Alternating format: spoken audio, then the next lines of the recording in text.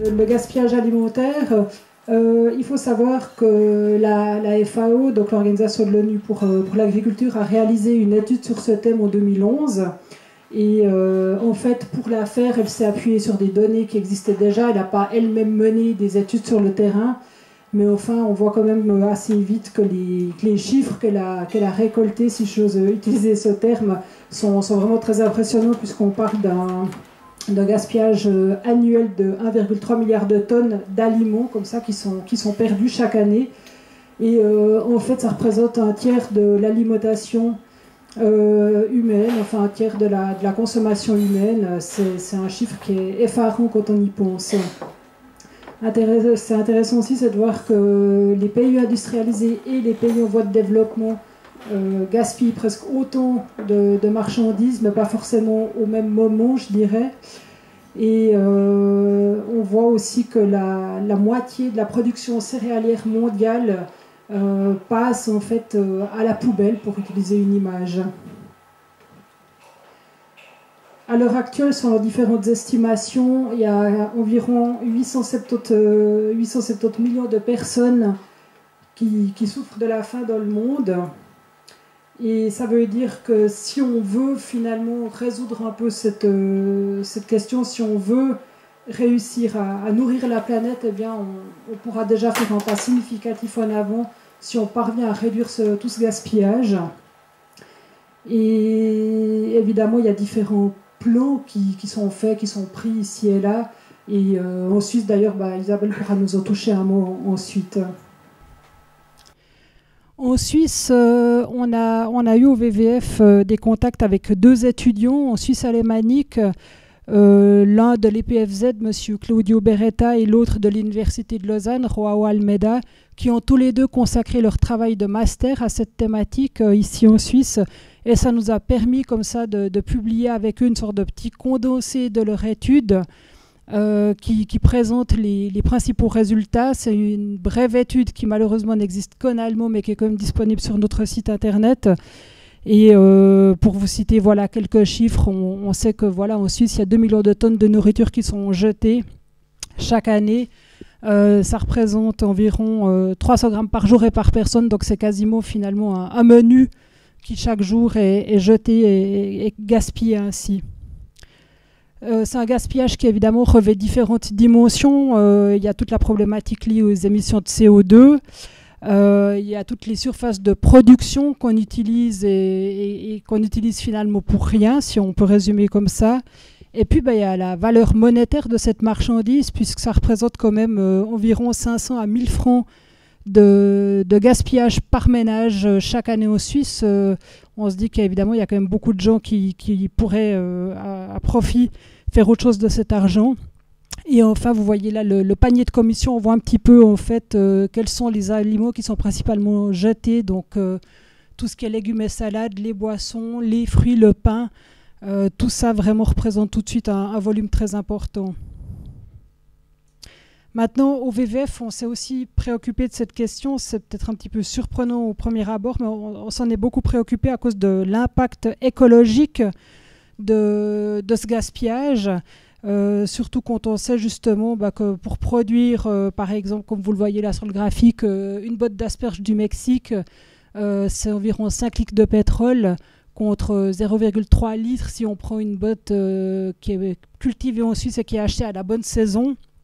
Donc finalement, toute cette nourriture qui est gaspillée, il a fallu la produire, il a fallu la transporter, souvent à grand effort d'avion. Et là, on imagine assez vite en quoi c'est lié directement au changement climatique et aussi évidemment à ce grand thème de la déforestation. On a calculé que le potentiel de réduction des émissions de gaz à effet de serre est vraiment très important. Là, c'est pour les différents secteurs de la vie courante. L'alimentation, c'est presque 20% donc de potentiel de réduction. Et si on arrive, en fait, on a calculé à réduire tout ce gaspillage, on réduit aussi quasiment l'équivalent des émissions de 500 000 voitures en Suisse. Donc c'est quand même de nouveau une quantité qui n'est pas négligeable, particulièrement en se référant finalement aux objectifs de réduction de CO2 de la Confédération. Donc là, on pourrait aussi faire déjà un bon progrès à ce niveau-là. Si on regarde un peu plus le gaspillage par secteur, le chiffre frappant là tout de suite, ce sont les ménages, c'est la partie qui est en brun sur le graphique, 45%. Je dois avouer que aussi bien nous au VVF que les deux chercheurs ont été vraiment très très surpris par cette part si importante finalement des consommateurs, de chacun d'entre nous. 45%, c'est nous qui en sommes responsables de ce gaspillage. Et après, on voit par exemple la production, ça fait 13%. C'est dû notamment parce que, par exemple, aussi bêtement que ça, de nombreux fruits et légumes ne sont pas ramassés ou ne sont pas achetés parce qu'ils n'ont pas une allure qui nous convient. Leur esthétique n'est pas jugée satisfaisante à la fois par les marchands et à la fois par les consommateurs. Et puis, en fait, le commerce de détail pèse très peu dans la balance. Et puis, ça aussi, ça peut sembler un peu étonnant. Alors, les étudiants là, ont formulé une hypothèse. Elle reste encore à vérifier, mais c'est peut-être en fait que pour des raisons économiques, les grands détaillants sont obligés de gérer leur stock de façon très très rigoureuse. Et c'est ce qui expliquerait que finalement, ce ne sont pas eux, je dirais, les principaux responsables du gaspillage. Mais encore une fois, c'est une hypothèse de travail de ces deux chercheurs et sans doute qu'ils chercheront à la valider par la suite. Ensuite, nous avons émis au VVF, parce que c'est aussi évidemment notre façon de travailler, différents conseils à l'attention des consommateurs. Donc, tous ces conseils se trouvent également sur notre site internet.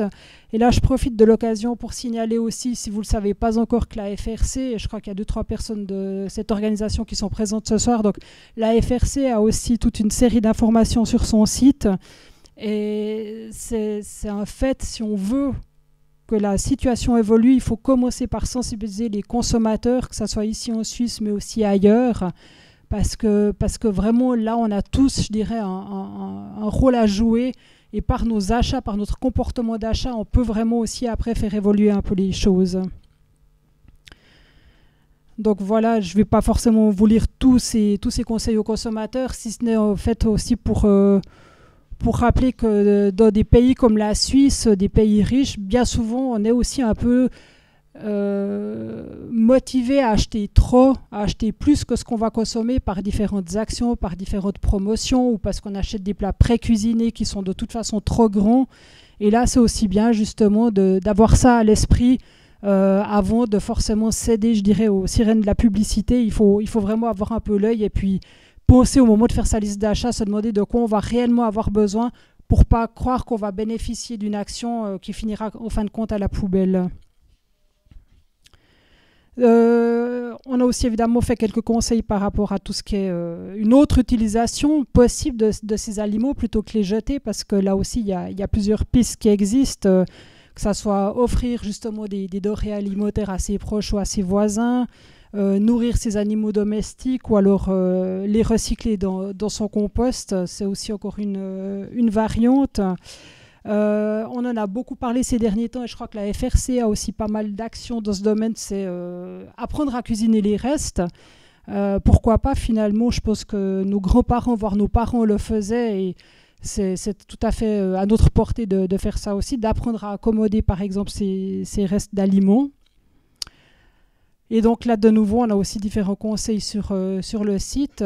Parmi les autres mesures, c'est donc avoir aussi des exigences moins élevées quant à l'apparence des produits, pas hésiter à acheter par exemple une pomme, même si elle n'a pas un aspect absolument étincelant. Il y a la question des dates de péremption, mais là je pense qu'Isabelle, tu nous en toucheras un mot. Ça c'est aussi évidemment quelque chose qui nous préoccupe beaucoup parce qu'on sait que bien souvent ces dates de péremption pourraient être modifiées. On peut très bien consommer par exemple des yogourts même plusieurs jours après la date. Et ça c'est vraiment aussi, je pense, quelque chose qui devrait évoluer au niveau politique. Et puis après, savoir une gestion des déchets plus efficace, parce qu'au lieu de jeter comme ça les aliments à la poubelle ou comme ça, on peut aussi après les brûler dans des installations de biogaz et avoir comme ça une autre source d'énergie. Nous, au VVF, on est d'avis qu'une des solutions à ce problème, ça serait un accord sectoriel. On pourrait imaginer par exemple que les acteurs les plus importants de ce secteur décident de réduire le gaspillage de 2% chaque année. Ça sera un objectif comme ça qui, à notre avis, nous semble tout à fait réalisable. Et là, il faudrait vraiment qu'il y ait un ensemble comme ça d'acteurs qui se mobilisent, que ce soit les détaillants, les entreprises de la transformation, des associations de producteurs, les offices fédéraux, organisations de protection des consommateurs, par exemple la FRC que je citais avant, et puis après aussi tous les propriétaires qui s'occupent du traitement des déchets. On aurait certainement là vraiment aussi une première façon de progresser. La Confédération, elle souhaite quand même, elle l'a dit clairement, contribuer à cette réduction des déchets. Elle a formé un groupe de travail en 2012 à cet effet. Après, évidemment, comme toujours, il faut voir si ces intentions sont suivies d'action, mais ça a l'air quand même que les choses commencent à évoluer passablement. Et puis le Parlement européen aussi a voté une résolution avec l'ambition de réduire de moitié le volume des déchets alimentaires d'ici 2015. Donc non, 2025, pardon, oui. D'ici 2025, donc c'est finalement assez proche.